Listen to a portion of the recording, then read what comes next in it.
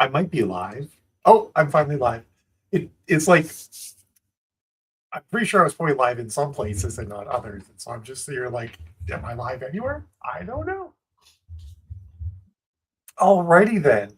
I actually managed to get the stream working on the page for a Facebook group in addition to my profile. So huzzah. That's been the first time in quite a while that I managed to get that working. I wonder if something's changed in that regard. Some of the stuff, anyway. I won't belabor the whole streaming to Facebook um, difficulties that exist since they made some changes last year. But hey, um, it is like 2 weeks till Christmas, which is hey, buddy boo, which is terrifying, right? Like literally, as of today, 2 weeks till Christmas.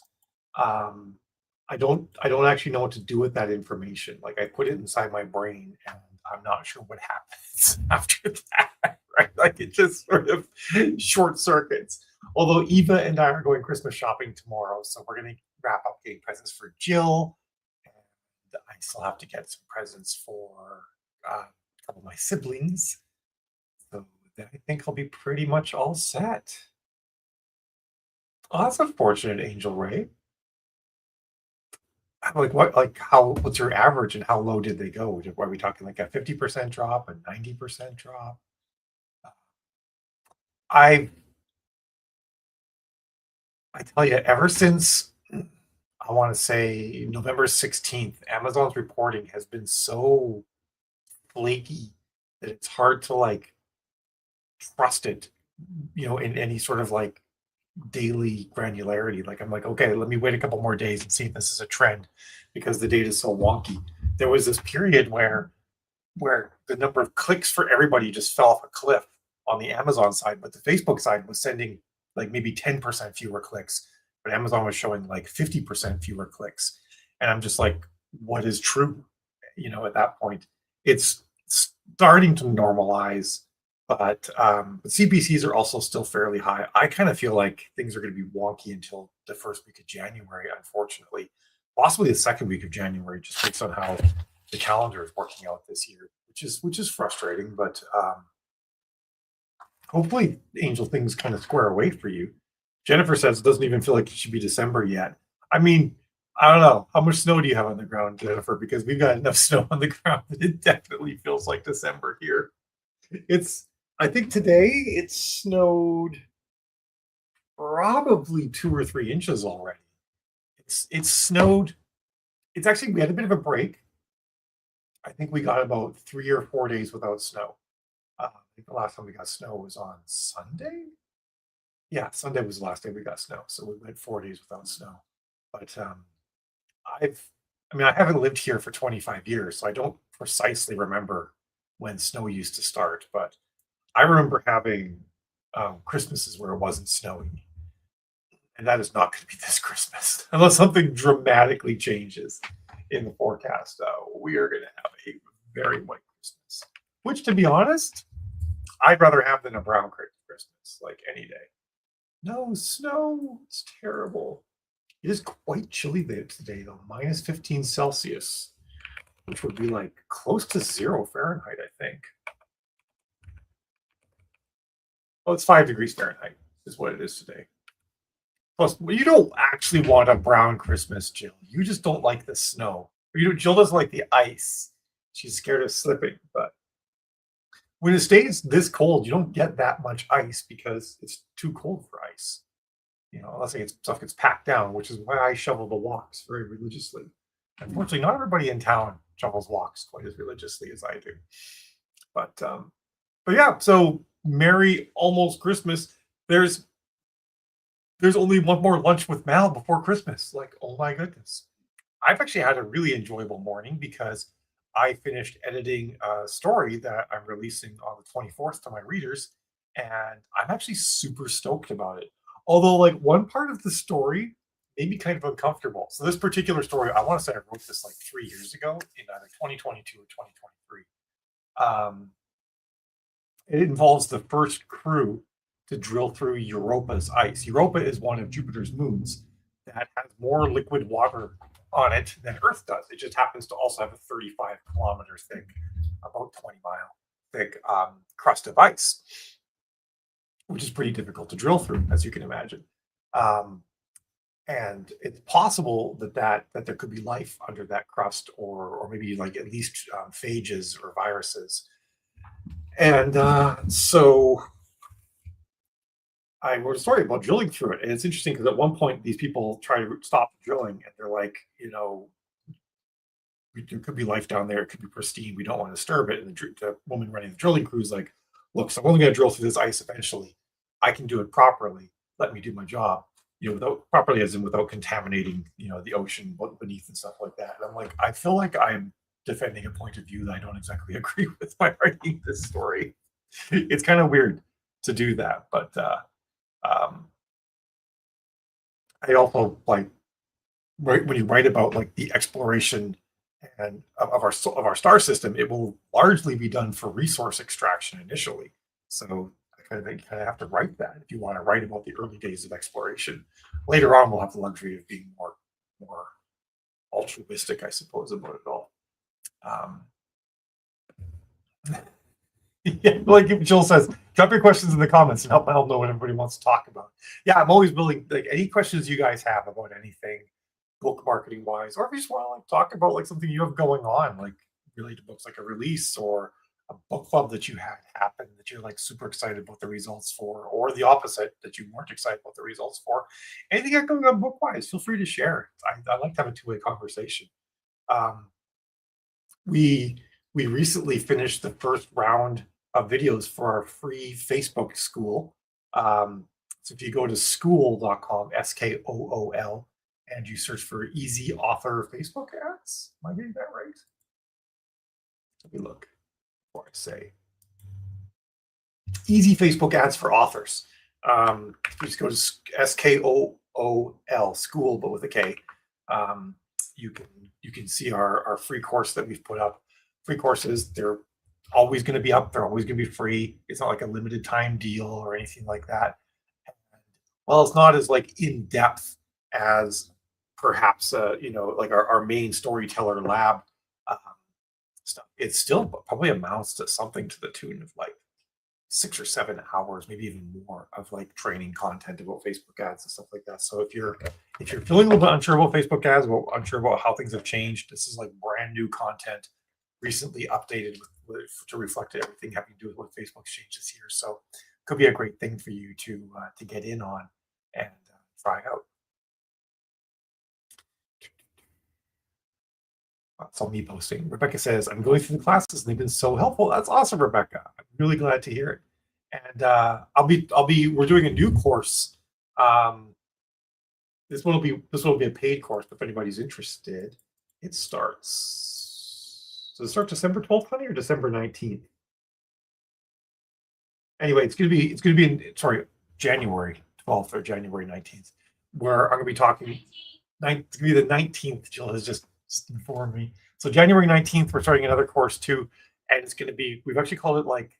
I'm probably getting this wrong because we spitballed a couple of different names, but meaning fluency in Facebook ads is how we want to phrase it. I want to. We've oftentimes like coined things as like beginner or advanced. So I feel like sometimes people might think they know stuff they don't know, and so they don't join the beginner. And sometimes people are afraid of the advanced course. They don't think they're advanced. They don't join the advanced. So I feel like fluency is better, right? Like you might know some, you might know very little, and we're going to help you become fluent in Facebook ads, especially in light of all the changes Facebook's made. It's been 6 months since Facebook's made a bunch of major changes, and they've also been refining things in those 6 months. And I feel like we're finally starting to sort of settle into what I hope is a stable period of not too much change for a while, so we can all sort of get used to the way things have to be done. So I want to teach a course on where we are now and how to deal with all of that. Angel Ray says, "Would you move back to the USA if the Orange Man goes away?" I mean, it's not exactly book related, but it is salient to us and our situation. Um, I think I would need to see the United States strengthen its institutional protections um, such that an individual leader can't completely sort of upend things. I've felt for a while that the bureaucracy in the United States is too disconnected from the electorate. Um, Something I've actually thought since even since I first came to the United when I first moved to the United States in 2012 in 2000. I was just like, wow, these bureaucracies have a ridiculous amount of power. And no one votes for the people running these bureaucracies, and they can just be sort of removed and replaced, which wasn't the case until FDR uh, came about. I think I have this right. FDR wanted to get rid of someone, and then protections were put in place to make it harder to fire the bureaucrats, but that protection has sort of eroded over time. Um, I don't know. I'm also like not entirely sure that the electorate is better qualified to elect head of the FBI, for example, than the government is to appoint one. So I don't have a good answer for that. I just sort of feel like the protections that the people of the United States have and the institutions that you sort of rely on, right? Like you rely on things to not change under your feet too much, one way or the other. I feel like there should be more stability there. And but as it is, I'm unlikely to uproot my life, um, and move to a place where I feel like it's less stable than it is here. Hopefully, that is clarifying. And actually, Jill makes a really good point. I may never want to do such a big move again across the border. It is really hard to move across the border. Hello, Carmen. How are you? And also, like when you move across the border, they're going to tax you on all your stuff unless you've lived in the other country for a suitably long period of time. So you can't just sort of flit across a border, because what happens when you move from one place to another, you have what are called settlers effects. Um, and whether or not you're moving for the first time or you're moving for back affects like sort of like how much you can bring in settlers effects before you're taxed. Um, Coming to Canada, we actually sold our more expensive car and stuff like that, so we didn't have a lot of settlers effects that we were bringing. Um, and also any overages we could put on Jill because I was coming back to Canada as a citizen. I actually had a lower threshold of things I could bring than Jill could. Whereas if we both moved to the States, we could find ourselves having a problem there. Let's put it, it's like it's $60,000 to move a full fledged household from one country to another. So, like, why at this point? Although, you know, it would be nice to live somewhere warm in the wintertime, but there's nowhere warm in the wintertime where I really want to live. So I'm gonna survive here. Olivia says, I have a question. I've heard if you write multiple genres, you need a different Facebook ad account for each one. Is this true? And of course, by different Facebook ad account, this may not be, you may know this, Olivia, but just for everybody else to be clear, that doesn't mean like a whole profile on Facebook. We have a separate log username and password kind of thing. It just means in the ad manager, you click the button to make another account. Um, I know that Melissa Storm has said that, and I need to reach out to her and ask her why she thinks that. A number of people in the author community have said that, but outside the author community, I can't find anybody in sort of the general Facebook marketo sphere saying that. Um,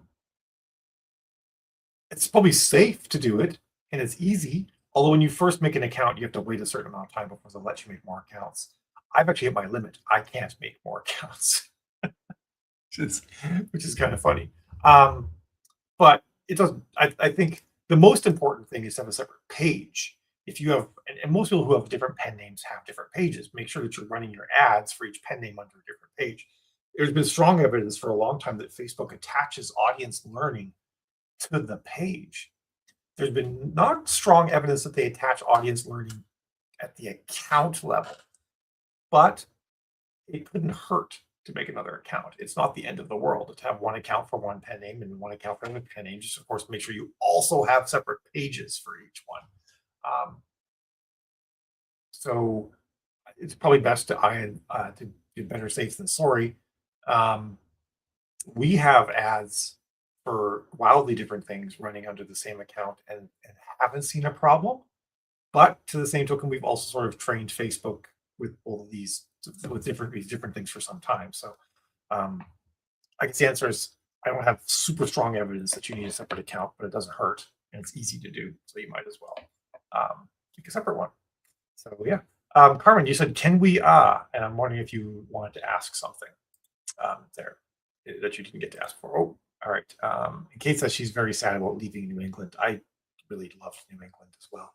Um, who knows? Maybe if we do super well in the future, we can get like see, that's the thing. You don't really want to get a second house in New England because the nice time to be in New England is also the nice time to be here in Saskatchewan. So it's tricky. All right, so Kate says, my Facebook ads are confusing me. I'm experimenting with using the Advantage Plus audience instead of original, and my impressions have dropped by more than half, which is definitely affecting page views and sales. I've been doing a ton of reading, specifically John Loomer's articles, and he strongly suggests optimizing for purchase instead of on link clicks. But since I'm directing people to Amazon, I'm not sure that could work for me since I can't install a pixel. So how would Meta know it's converting? This is, I'm still here. This is a good question. And something to really keep in mind. The vast majority of information about Facebook ads outside of the author sphere, and even within it to a certain extent, is about sales ads. And sales ads are when you control the retail experience. They're going to your Shopify website, your Square website, your Wix website, your WooCommerce website, something like that. Like you own the website that the checkout process occurs on. And then, of course, you can use the pixel, and you can send more hardcore confirmation data to Facebook that a conversion has happened. I talked last week about the funnel. We all know about sales funnel, right? You the sales funnel is that at the very top is just like awareness marketing. It's just like trying to get the word out. People are just starting to hear about you. A little bit down further down the sales funnel will be like they're willing to click on an ad for you. A little bit further down is like they provide you with an email address, like maybe they went to BookFunnel. That's a little bit further. And of course, the most important part of the sales funnel is did they convert? That's right at the bottom. And it's a funnel because it's fewer people as you go down. But also from a algorithmic analysis standpoint, if Facebook sees events further down the funnel as a stronger indicator that that person is part of your core audience. Like you run an awareness ad, you're just sort of showing a video to everybody in the country. Interaction with that awareness ad tells Facebook this person might be interested. They click on a link, a little bit more interested. They download, they complete a lead ad process. Like you show them an ad, they go to BookFunnel, they put in their email address, BookFunnel talks back to Facebook. So they're further down the funnel. And of course, a sales ad is the furthest. And it's a very strong trainer for Facebook, telling people like, hey, these are the people that really buy. And so John Loomer is right in this comment from Kate. Was John? Yeah, that optimizing for purchases, events at the very bottom of the funnel is the best way to train Facebook, and that's like marketing 101. When it comes to like standard marketing, not like marketing to a retailer like we do, and that's the problem. If you're sending people to a retailer where you don't have any insight into the checkout process, you simply cannot do that. It's not possible. So the next best thing is a reader magnet on BookFunnel or Story Origin with the pixel set up so that when someone, fills out the email, their email address, BookFunnel will send back to Facebook, hey, this person that clicked on an ad did the thing.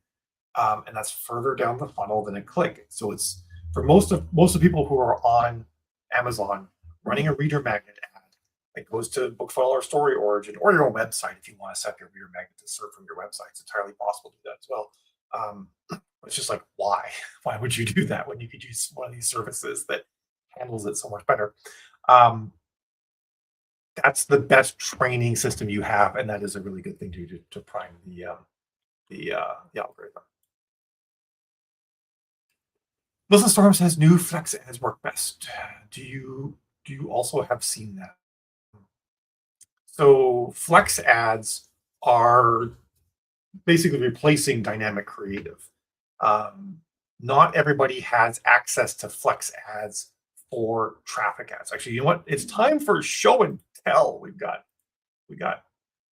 need pictures to go along with all of this, because otherwise you guys are gonna be like, you're talking crazy talk. Give me just a second here. Facebook is taking its sweet time.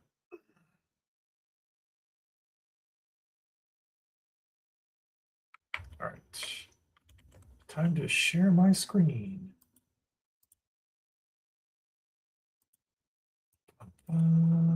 Share. We'll use this account. Oh, it's got one sad ad right in it, which actually is quite profitable right now. So, yay.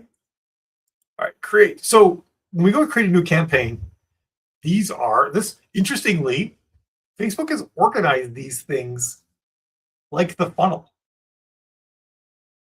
Most people is the least impactful and counts the least toward Facebook learning about your audience. Bottom of the funnel, sales. Most impactful, best for learning, gives you the thing is the actual thing you want. So the further up you pick in this list of things, with the exception of app promotion, that's sort of like a weird one-off thing that doesn't really fit exactly in most people's funnels. The higher up you are, the less strongly your results are training Facebook. So if I pick a traffic ad here, we'll make a shiny new traffic ad. And by the way, if you're doing traffic ads, never use sharing your ad set budget because Facebook doesn't actually know which ad set is successful. We only know because we have to look at the Amazon attribution data to tell which ad set is successful. So of course, let me switch this to website. Dynamic creative is off by default, and I recommend not using it anymore because basically when you use dynamic creative, Facebook sort of willy-nilly uses all the AI optimizations. It could be adding random music to your ads. Who knows what? We need to run standard creative now, which is just what I call it as opposed to dynamic creative, because we get more granular control over things. So if we leave it set to standard creative, and we go into the ad here, we will see no flexible, single image or video, carousel, or collection. Most people are going to have the same thing. Some people, though, have a shiny new thing. Oops, I need to go back to campaign called flexible ads. So let's go to, for me, on my personal account, or this personal account, I have a ton of them. I only get flexible when I choose a sales ad. So if I go to sales, the sales ads, make sure everything's set up properly. Make sure it's set to go to my website. Just, by the way, this is a new thing too. If you're doing a sales ad, the default conversions are all combo things. You got to click single and just pick website. And that's how you want to send people to your Shopify store. I need to pick my pixel. I need to pick my conversion event. Where's purchase? Here we are. This, by the way, is what he was talking about when he says like optimize for purchase. This is something you can only do with a sales ad. Only sales ads can optimize for purchase. And then I go in here. We will see flexible as my option. Boom. And what flexible lets you do, basically flexible looks and behaves exactly like the old dynamic creative, where I can pick my media here, I can plug in my text options, my headlines, and everything kind of looks like dynamic creative. If you don't have flexible, then you're in this world, and I hate this thing.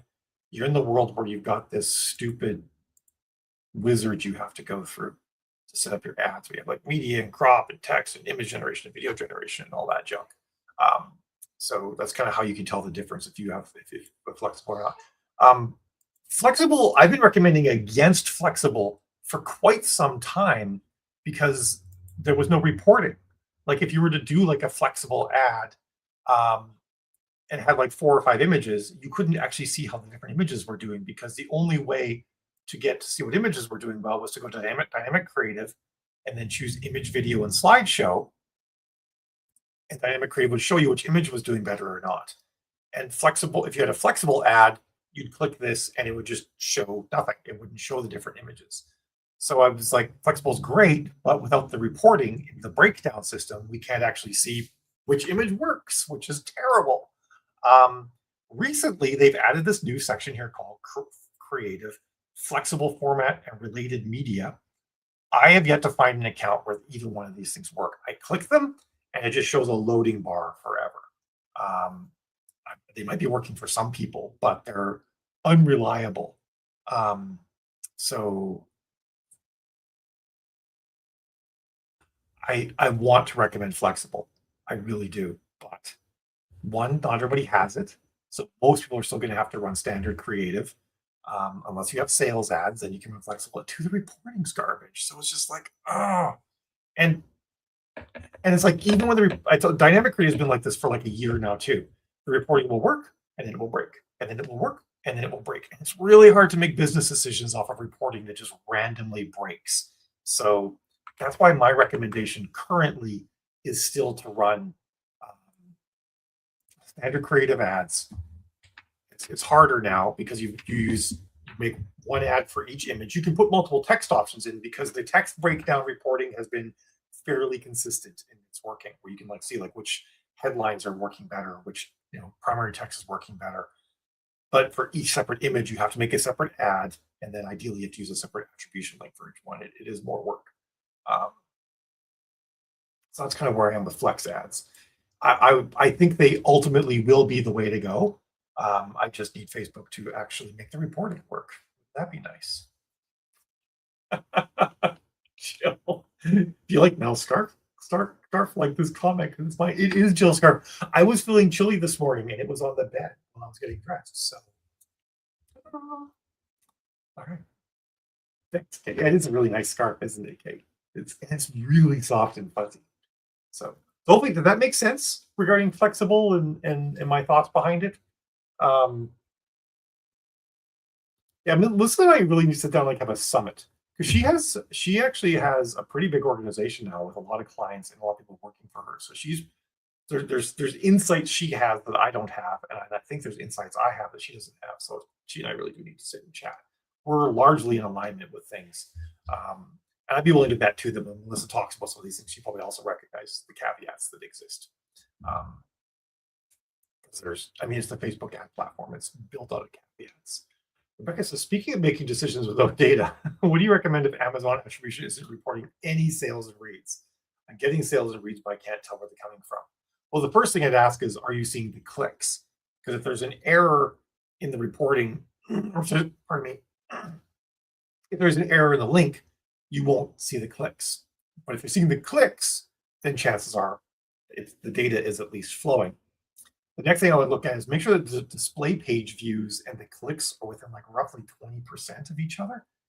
Display page views is called DPV in Amazon reporting and in attribution reporting, and it means people who actually viewed the product page. And if they then go click on book 2 and look at book 2, that's another product page view. They don't line up in any sort of logical way. You'd think display page views would usually be higher than clicks. But it's actually usually lower. But if it's 0, that means maybe you accidentally linked to the wrong book or something, or the link is partially broken, such that Amazon records the click but doesn't actually lands on your page. So I check that. All right, you've seen the click. Anything else? It's possible that the ad isn't doing that much, and it's some other thing that's boosting your sales. But the Amazon attribution reporting has been absolute garbage since the middle of November. Mal, that would be fun. Mal and Mill do ad domination. Yeah, I should chat with her about that. She's crazy busy right now wrapping up her 2 Kickstarters that she decided to run simultaneously. But maybe in January she and I can do something like that. That'd be really fun. Both also have slightly controlling, and we've been known to headbutt a couple of times, but we've hung out enough that we're pretty good. I'm thinking more me. I might say things that she still ends up having to defend herself against. But it'll be fine. I'm live on camera for trying to imagine how that would go. She is currently the only other person I would recommend for author Facebook ads right now. So she knows her stuff. Anyway, so for you, Rebecca, I was going to say I have this one author I'm working with, and we're advertising one of her books. And Facebook or Amazon attribution is showing almost nothing, but she's selling multiple print books a day that she wasn't selling before. So it's obviously working. And we scaled down the ads, royalties went down, sales went down. She sold in 1 week, sold 30 large print books. I was like, what the heck is happening? So that's and some other things have led me to believe. I've had some authors who were I'm looking at their attribution data. I'm like, man, things are not looking good. And they're like, this was my best week ever. And I'm like, okay. clearly attribution is hurting us right now. It looks like it's getting a little bit kind of more back to the way it should be, but I suspect that we're not going to see a change until January. I think it's just a really low priority for Amazon, and like they don't process the data in nearly enough real time, unfortunately. Um, so Rebecca, I mean, if you're getting good royalties, I would let it ride for now, unless the CPCs get too high or something like that on the ad. But it's a little it is it's always it's hard because like there's uncertainty, just that creates uncertainty. Um, but I wouldn't do that if you're breaking even. Then I would try to do something else anyway. But if you're like currently profitable in a good way, then I would just sort of let it ride. Angel says for oh wait, there's a couple questions here I missed. James says, "Are you doing writing sprints again anytime soon?" I kind of stopped doing it because people stopped showing up to writing sprints. But I have books I have to write, so perhaps I'll get back at it in January, or maybe over the I'll start during the break between Christmas and January. I have a couple of books I have to write in the future. So part of, like I know like part of me knows like if I did writing sprints every single day like I used to back in 2020 and 2021, a lot more people would come. But man, it's very time consuming to do writing sprints every single day. So we'll see how that pans out. Is it still a good time to advertise Christmas books? Cozy mystery, yeah. Usually they do well until about the first week of January, because people are still in the Christmas mood. They they'll start to taper off after the first week of January. But every now and then, someone like has like a perennial that just you can run this ad to this Christmas book almost all year round. So, um, but now is still absolutely a good time. Now is a good time to advertise any book. Like it's except for I guess maybe something super Halloween. But even then, I think now's the best time, to be honest. I mean, now's the second best time to run Halloween ads for Halloween books. For romance, do you see better results running Amazon ads? It depends on the book. Um, Amazon is a lot more particular about your cover and the content of your book for Amazon ads. Facebook just doesn't give a shit. You can do whatever you want. So it really depends on your book. If your heat level is lower and your cover is a little bit more tame, then AMS can do great. But if you're like brushing up against what they consider to be erotica, then AMS can actually be kind of a pain. Um, I think ideally everybody should always be running both if you can run both because you're reaching different people, and also people seeing your book in different places adds to your credibility. Just like you think if you see an ad for something in a paper and on TV and you hear it on the radio, I'm using all these old school media, right? Let me change that.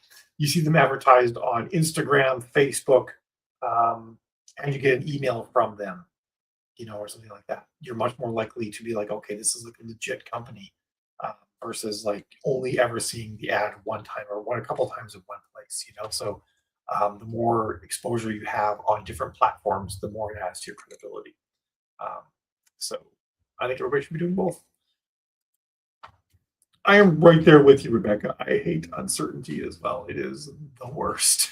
It's it's because like we already in the book advertising sphere, we already have like so much limited visibility right now to what's actually happening that it sucks when there's additional visibility. I understand that pain all too well. So yeah, I feel you there. What was I gonna say? But one of the things I was reminded today, like in a very real physical way, is um, the joy really still needs to be in the writing of the books. Uh, I was going over something that I wrote today, doing the edits, and I'm like, I really like this story. I like how I wrote it. I like sort of this clever thing the characters did. I like how I tied it together. I can't wait to write more about these characters and these events. And it really drove home how much the writing is the important part of the process for me, and the money is also very important because that's what allows you to keep doing the writing as much as you want, right? But um, it reminded me not to put the cart before the horse, and to let the writing, still be like the main thing that drives it. I know that can be hard because a lot of times you're like, okay, we start to view the money it's our way of keeping score of how well we're doing. Um, but there's so many outside influences that how much money you make from writing really isn't. It's not scoring your writing. It's just scoring how well you understand the current marketing scene, and that changes constantly. So, um, it felt really good to get that sort of reminder and to really look at something I wrote and get that like that rush, like that like that like adrenaline high, the dopamine hit you can get from just like really nailing a scene, and how good it feels. So um, I try to remind myself of that as much as possible so that I don't get caught up in the mechanics of marketing books. I thought I've had a couple of conversations lately with people about how like PAs aren't great. They're fine, but they're not great because they do what you tell them, right? So you have to still sort of be a marketing manager. Um, a lot of times with authors, like like I might be running someone's Facebook ads, someone else is running their AMS, someone else is their PA doing their social media posts. Um, the author is planning, or maybe or not planning, a sales strategy. But that's also not all communicate. Like it's not like a team. Like if you're working in a company, everybody's having a meeting together, marketing, working out like a cohesive strategy. Um, and we were talking about like what authors really need is a marketing manager, someone who's like overseeing all of this stuff. But of course, the problem with a marketing manager is that a good one costs more than an author could afford. And then I'm like, man, it really sounds like authors need a publisher. Like when you start to think about it, like, oh, we need someone who has like a stake in it then, so they get like a percentage if things do well. It's like that's a publisher. And the problem with publishers is that they just play the numbers game. You get enough books, and you can sort of phone it in for all of them, and some of them will just hit, and then you can focus on those. You don't have to actually fully market all of the books. Um, and I want a new solution for this. I want it so that authors who love marketing can do marketing well. Because some of us love marketing; it's a ton of fun, and some authors loathe marketing. And so, like, there's books out there that are probably amazing that just aren't getting seen because you know, certain people just don't want to market books all the time. And it's totally fine. Like we have different strengths. We should be playing to our strengths. Um, but I also do not want to be a publisher because I personally would take on the emotional load of every single author that I work with and treat like they're I'd be like I have to do well or this person isn't putting food on the table. Um, which makes it so I can't sleep and then I don't do a good job. It's not I'm not the right person for that either. Uh, it says, is it possible to explain quickly what's the process for setting the lead magnet ad? I feel like you explained it before, but I can't remember. Let's do that right now. So I'll share my screen. Oh, I'm still sharing my screen. Look at that. Perfect. I'll embigger it a bit here too. There we go. So we go create a new campaign and we pick leads. Pretty straightforward, right? And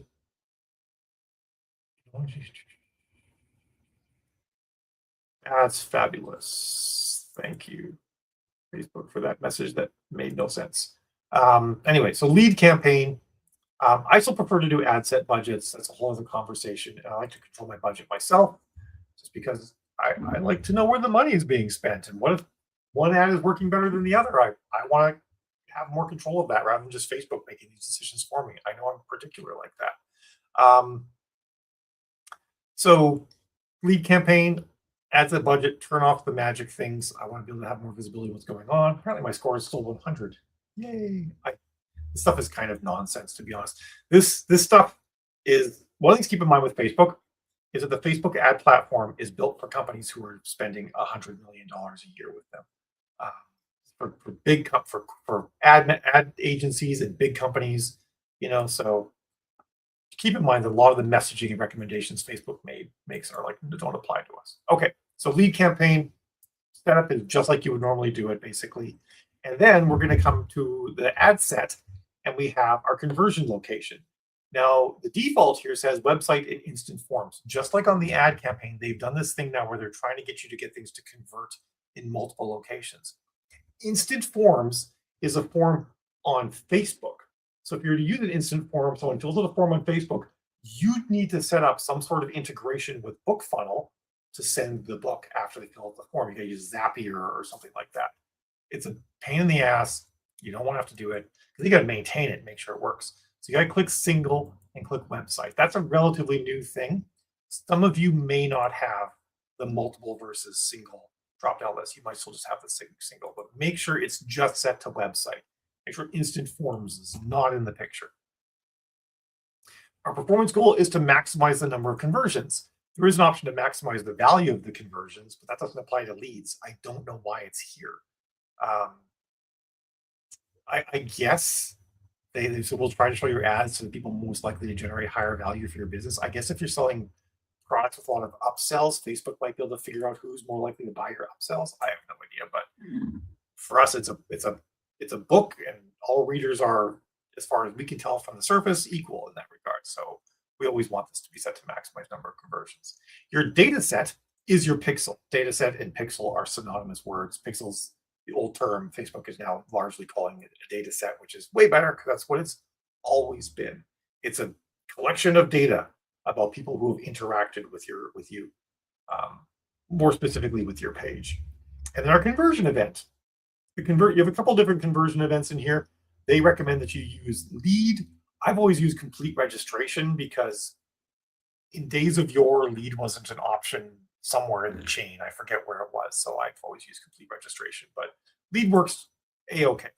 And then from here, everything is just as you would normally do it. So there's no differences from here, with the possible exception that on the ad page, Facebook may also suggest an instant form again when you're creating the ad. It's going to be like in the destination section. Make sure you set this to none. Always make sure browser add-ons are set to none. We don't want any of this other nonsense. It's not for us. We only want to direct people to one thing. We want to direct them to our book. We don't want to give them this plethora of options that can dilute the process. We want them to go into the book, read the book. That's where we make the sale. When they see our prose, they love our stories, they love our characters, magic happens. So no buttons, no app browser add-ons. So that's all you got to do on the Facebook side. So again, it's a campaign style as lead. On the ad set, we're going to make sure we just pick website for our conversion location. Maximize number of conversions, that's the default. You'll have your pixel, and you'll choose your conversion event as lead or complete registration, whichever you want to use. And then also on the ad page itself, make sure the browser add-ons is set to none. This appears everywhere, by the way. So always, no matter any ad you're making, make sure it's set to none. So do that. Then on the book funnel side of things, let me just quickly remove that so that what my login. I don't like showing too much of my login information, so let me get logged in first. Landing pages. Okay, here we go.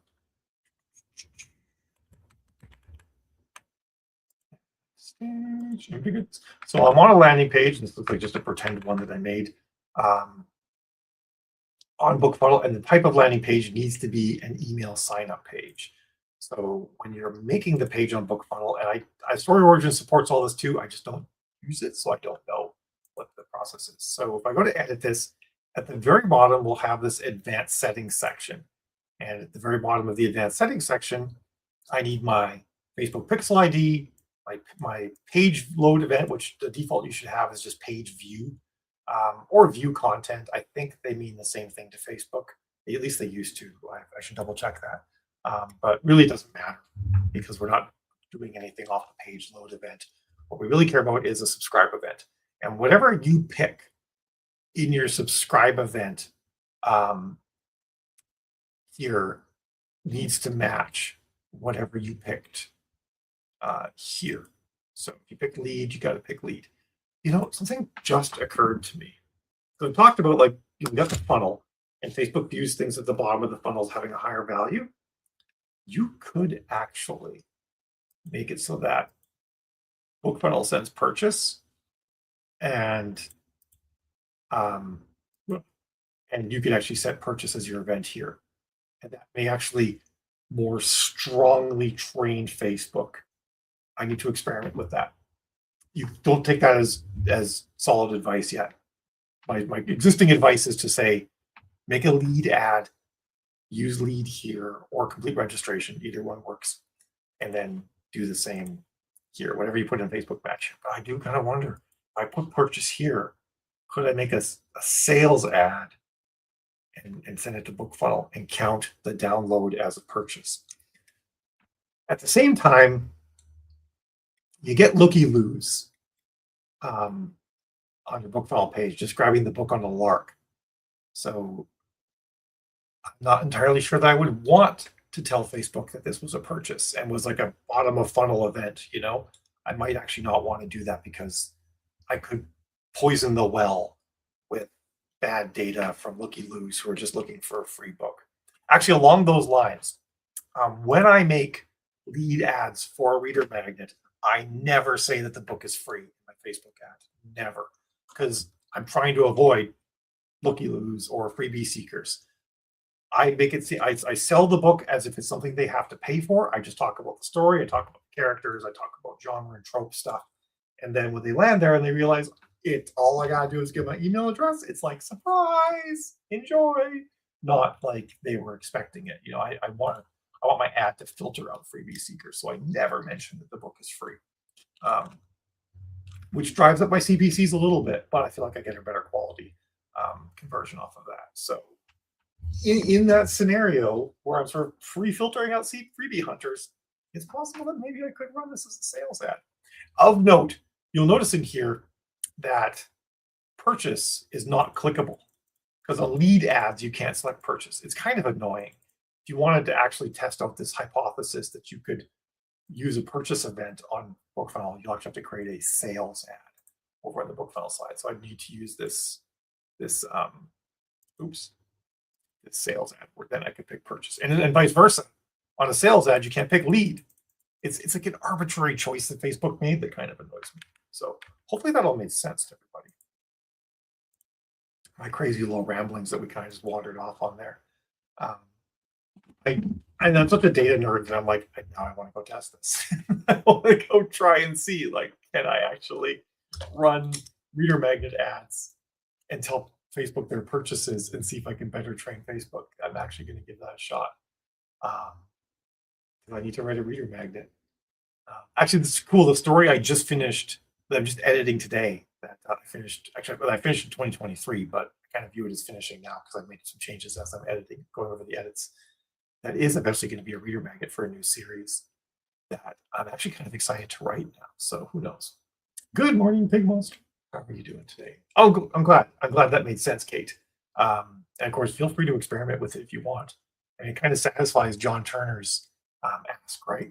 That or suggestion that we train for purchases. But like I said, like, you just really want to make sure that your ad isn't going to grab freebie hunters. Make sure the ad doesn't mention free anywhere, and then perhaps doing purchase could work well. How my brain works is sort of the random firing of neurons that make weird shit connect. So there you go. Oh, nice. That's awesome, Tim, that you're starting your Christmas break. Tim's one of my readers, Pig Monster. So although I guess you guys all can't see all the different comments because some of them are look, it's Tim, are on Facebook versus YouTube. But yeah, Tim's excited for the new story. I'm probably going to send it to you early, Tim, because I want your thoughts on it before it comes out. So you're probably going to get a new story I'm just working on in a day or two. Author Tim Callis says, I'm 10 miles away from needing this advice. I just formatted my very first book in Vellum last night. I absorbed information filing away for, like, well, congrats, Tim, though. Like, first book formatted, ready to publish is huge. Like, it's such a milestone to be like, to go from I want to write a book and or I've been trying to write a complete story for years to I have it's this thing. So congrats. That's a huge milestone. I still remember the very first time I finished a book. I thought, because I started writing books right after I finished Lord of the Rings. So I finished Lord of the Rings, I read the appendixes, and then I read the Silmarillion, and I really need more of this. And I started writing it. So basically I was trying to write my own stories, but it was just bad Lord of the Rings fanfic, let's be honest. It was Narnia combined with Lord of the Rings. It was Portal Fantasy plus Lord of the Rings. I never managed to finish the story. And I started writing other fantasies and never managed to finish the story. I would get bogged down in details. I didn't understand the mechanics of story well enough early on. And the first full length novel I ever wrote was Buffy fan fiction. I wrote a season 8 for Buffy as a novel. And I tell you, when I wrote the end on that story, I think it was the most powerful thing that I've ever done from a creation standpoint, because that was sort of like a catalyst that said to me, like, you can actually finish a book. You can get to the end and have a complete story. I have since lost that book, and I'm deeply upset about that, because I liked it a lot. And I think with maybe a little bit of name changing, it could actually be a pretty good urban fantasy story.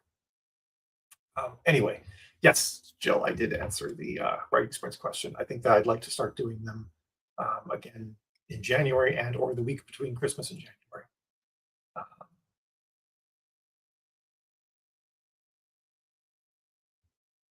Uh, Tim's stoked because I have like a group of JIT readers, just in time readers, and Tim sometimes gets things that other people don't. So because Tim is the keeper of the knowledge. In my reader group, a lot of times people will ask me and Tim questions about the books, because and sometimes I ask Tim questions about the books. And also before I release any book, Tim actually is the one that goes through my timelines to make sure that I haven't screwed up and have events out of in the wrong time, because I have a date and time, well, just a date, I should say, at the top of every chapter, and sometimes the text might say 3 days, but the date only reflects 2 days or something like that.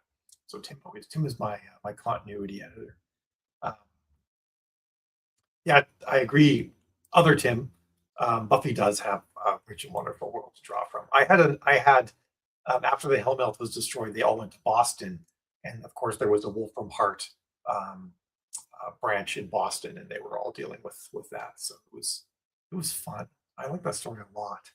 And you know, when I the first book that I actually published that was my own work, um, I understood story a little bit better, but I had a really hard time writing the lulls between events, um, where the characters would reflect and then move on to the next sort of action sequence. So I just skipped all of those, and thought so I'd come back and write them later. And then when I was done, I was like, this actually works really well because I just wrote all the high points in the story. I basically wrote I wrote so not like the same story, but it was Raiders of the Lost Ark. It's just a series of climaxes strung together. You know, so much of Raiders of the Lost Ark could totally just be its own vignette. Um, Maybe with certain things that wouldn't work, like the monkey stuff in Cairo. That was a bit of a low point that they wrote, but yeah, I kind of lucked out that I did that. But anyway, I don't know where I was going with that. I just like writing books. It's a lot of fun. Thank goodness I also like marketing books and find that to be fun too, because it is sadly a necessary part of things. Um, I think, going into Christmas, like I say, that this is a time to be doing marketing. I was in like the description of this post is like, what are your crazy last minute marketing ideas? It doesn't have to be paid advertising. You can do lots of other things. You could do swaps. You could do a freebie sale. You could do a 99-cent sale on, yeah, next Monday, actually Sunday through Wednesday. I'm putting an entire 7-book series of mine out for free, just because I want to give people like a bonus, and I'm happy to pull more readers into my universe. And of course, you don't have to do 7 books. I just have a lot of books, so for me, 7 is not that many to worry about. And I'm doing a release on December 24th. Christmas releases work great. I've oftentimes released on the 24th, 25th, or I think I did one on the 26th when I was first sort of feeling it out. December 25th release was still one of the best releases I ever did. That thing was amazing. Um, so do that, do free things, do paid things, but do something, because right now people are getting a lot of stuff coming into their inbox, a lot of things vying for their attention, and a lot of things for people are being filed away as I get to check that out later when I'm not in crazy mode for Christmas. And so come January, or that beautiful week between Christmas and New Year's, when they're like, okay, I have a moment to breathe, and then they get an ad, and it's like, oh yeah, that was the thing I filed away to do later, they might then act on it. But if you weren't visible, leading up to Christmas, then you're not going to get that, oh, yeah, I was going to do that later thing. You're just going to get that initial impression. Oh, that's interesting. Now you've got to like hit them up all January and February to get them to convert. So, oh, that's super awesome, Tim. Tim says the spy thriller is a Christmas gift to the faithful who are willing to join my newsletter, even though I have a book out. Yes, so they get the gift first. That is primo, right? Because your newsletter is probably not massive.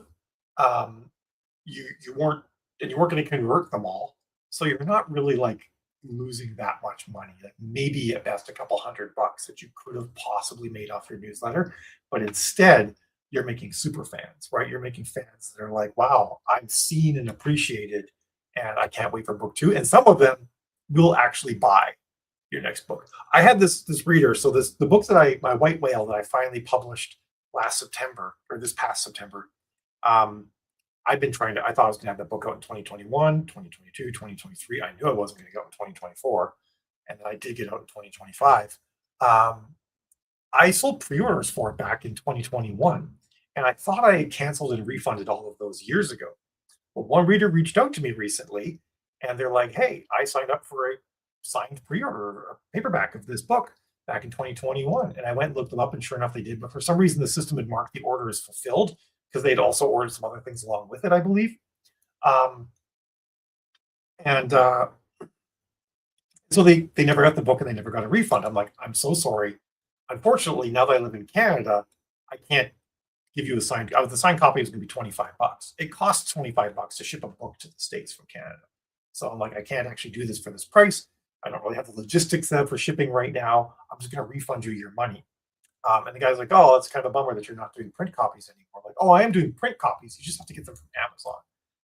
And that book came out in print a little bit later, so he didn't realize that that happened. I'm like, but if you just want a print copy, I can have Amazon send you one.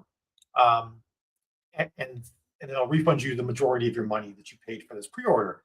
And we kind of went back and forth a bit. And the end was like, he's like, don't refund me my money and don't send me one from Amazon. I'll buy it. Thank you for writing such amazing books. And I'm like, are you sure? It's $25. It's not a problem to send it back. And he doesn't want my money, or doesn't want his money back, I should say. He just wants to give me more money. And that's the sort of thing that happens when you really build strong relationships with your readers. So I love the fact you're doing that, Tim Gallows. That makes a ton of sense. Hey, Jennifer. Bye, Jennifer. Oh, Zoe Bob. Nice, Kate. Kate, I really wish, like, I don't know. I hate the fact that the Zoe Bob is right after Christmas. I hate it. I'm like, to my mind, it hurts every romance author. Because you kind of have to do it, right? Because Zoe, for those of you guys who don't know, Zoe Bub is something that happens 4 times a year. And it's this massive list of free books in romance and romance adjacent genres. It's enough that you could never have to buy a book again if you do the Zoe Bub and just get the free romance books. There's enough books that come out that you'll get free books for life, kind of thing. And I get that. It's okay. It's okay to do freebie giveaways and stuff like that for promotion, but between Christmas and New Year's is the best sales time for books of the year, except for romance, because of the Zoe Bub.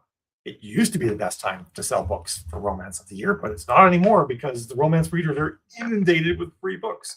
Zoe Bub should happen in February when there's a lull and you want something to pick up from the lull and you're working on a great month anyway. It's like this 1 week where people would buy a shit ton of books, but they don't because they just got 5,000 free books dumped on them. And Amazon's in on it too now. Amazon actually times big freebie events with Zoe Bubs too, so it's crazy. Anyway, those are my random thoughts on that. Yes, and they're now trained to look for free on December 26th. Yeah, like rather than buying books, they're just looking to get free books. But same time, Kate, at this point, it's a necessary evil, right? If you're not in it, the way to minimize being hurt by the Zoe Bub, the other Zoe Bubs are great. It's this one that I have a problem with. The only way to reduce the pain from the Zoe Bub that happens on the 26th is to be in it. So you're doing the right thing. Yeah. My first book is just my free magnet. Try before you buy. My first paid book will hopefully be Spring Pride Month of 2026. Oh, cool. How long is the magnet, Tim? And that's still great, though, that you're doing that. Other Tim says this conversation reminds me I should take advantage of you living in Canada at some point to expand my collection of signed books I have from you. You should. Yes, because now shipping to you is way cheaper than it used to be. And I don't have to worry about tariffs and stuff like that. That's one of the things that's like kind of confusing is that there's a threshold, and I forget it's moved a bit, where tariffs have to be prepaid by the shipper before things cross the border to make it so that the post office service doesn't have to be collecting tariffs at people's doors. So that part's complicated. I think it's 45K. Try finding 40, make a novella, but for other ideas. I mean, that's 45K is a novel, so you are giving people a free book, and that's amazing, Tim. Well done. I think you're gonna get a lot. Yes, yeah. Try to have the pre-order. Jill says put the pre-order link in the back of the reader magnet. Yeah, get that. I would recommend getting that pre-order up on Amazon with the date, and you can bump it out a bit if you wanted to give yourself a buffer. That way, when people finish the reader magnet, some of them are going to go on and pre-order that one. That's the way to do it. Oh my goodness, it's noon. Well, for you it might be a different time, but for me it's noon. I have to run because I have a call that she's probably waiting for me. So it has been fantastic talking with all of you today. I've enjoyed it tremendously. Hope you guys have a fabulous day, great Friday, and a great weekend. I will see you next week for the last lunch with Mel before Christmas. I am going to figure out, I'm going to get some times in for some other ones because Christmas and New Year's are both on Thursdays. So that would make next week the last lunch with Mel of the year, but we're going to get another lunch with Mel on a different day or something like that. Maybe I'll just do New Year's. Well, New Year's Day is next year. Anyway, there'll be more. And because I love chatting with you guys. And